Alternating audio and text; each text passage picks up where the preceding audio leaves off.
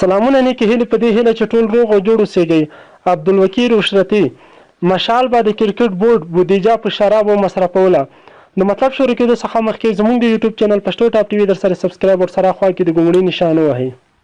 په دې وروستیو کې د افغان کرکټ بورډ پخواني مشر شکرالله عاطف مشال د بورډ د ممبر غړي په صفت دنده پیل کړې، خو د کرکټ بورډ شنونکي مشال په دې تورن کړی دی چې په لوبډله کې یې بې اتفاقي تالامن وهلې او ډلې ټپلې یو ځل بیا رامنځته کړي دي.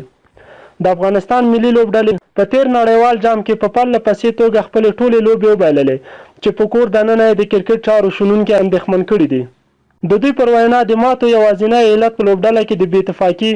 او ډلبازۍ جوړول وو. دوی دا تور د بورډ په ممبر غړي عاطف مشال پورې کړ چې ګواکې افغان کرکټ یې بینډ کولو ته ورنږدې کړی دی. دا نیوکې او تورونه د جولای په 14مه نیټه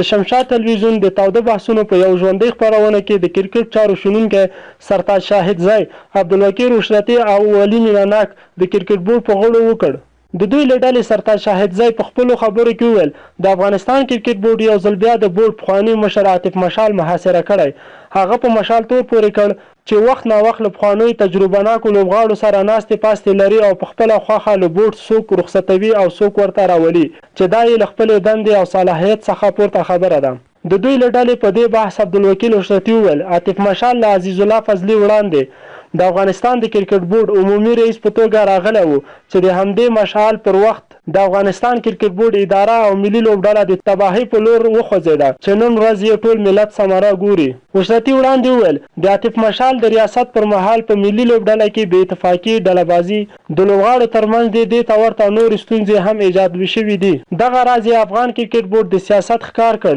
چې ښکاره بیلګې یې د شپږیزې لیست آی او نورو لیګونو ته د ولسي جرګې غړي او نور حکومتي چارواکي دعوت کول وو، حتی چې بمي چاودنه هم پکې وشوه. د اشرتي پر وینا عاطف مشال هغه وخت چې د لاریونونو وروسته له دندې ګوښه شو، خو له هغې سره عاطف مشال په اسلام آباد کې د سفارت د دندې ترڅنګ یو ځل بیا ولسمشر غني ته د بورډ غړي یا د ممبر په توګه وټاکه چې په ټاکل کېدو یې افغانان ناراضه دي. د کرکټ شنونکی سرتاج شاهدزی پر وینا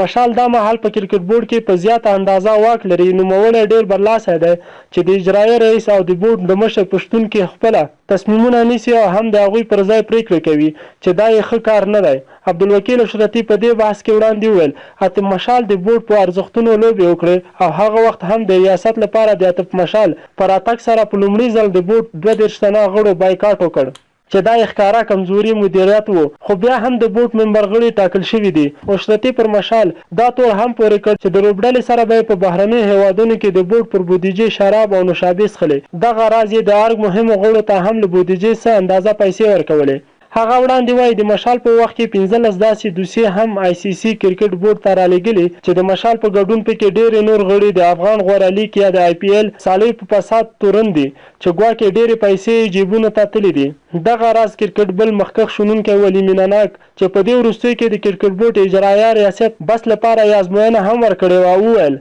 د اجرایه ریاست لپاره لطف الله ستانکزی د معاملې پر اساس بریالی اعلان شو او دا ازموینه د مشال په خوښه اخیستل شوې وه چې هیڅ مسلکي نه و. د کرکټ بورډ شنونکي میناناک په بورډ تور پورې کړ چې هیڅ ډول سالمه رهبري نه لري چې دا ستونزه به د افغانستان کرکټ له ستونزو سره مخ کړي او ښایي کرکټ مو له ډېر وروسته ولاړ شي. ویډیو در سره لایک او له نورو دوستانو سره مو شیر کړئ.